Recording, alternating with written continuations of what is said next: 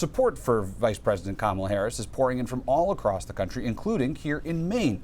Last night, the Maine delegation to the Democratic National Convention unanimously voted to support Harris. News Center Maine's Sam Olson spoke with the chair of the delegation today about why she says that decision was an easy one. Sam? Hi, Chris. The delegation chair to the Maine Democratic National Convention says over the course of these last few weeks, lots of delegates have discussed the possibility of President Biden ending his re-election campaign after many people were concerned over his debate performance. Bev Eulenhake says those conversations prepared Maine's delegation when the time came to make a vote. People are asking about the vetting process for her and how we could do this so quickly.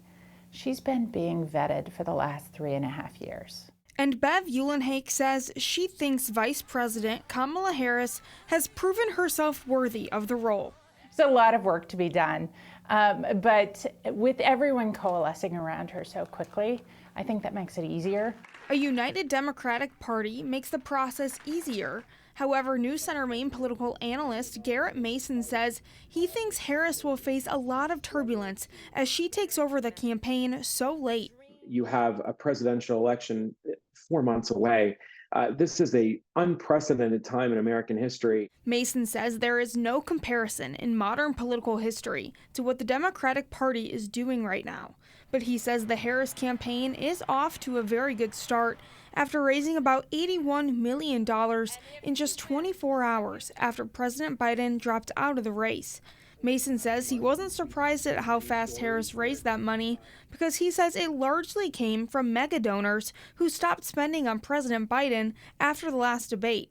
So I think this is a lot of pent-up donations that would have gone to Joe Biden eventually anyways, but now are coming in later on now that a new nominee has been essentially coronated. Eulenhake says delegates had discussed other potential candidates in the past few weeks, but now all of those people have endorsed Harris. They all want her. So that's very helpful in bringing everyone together and going the same direction.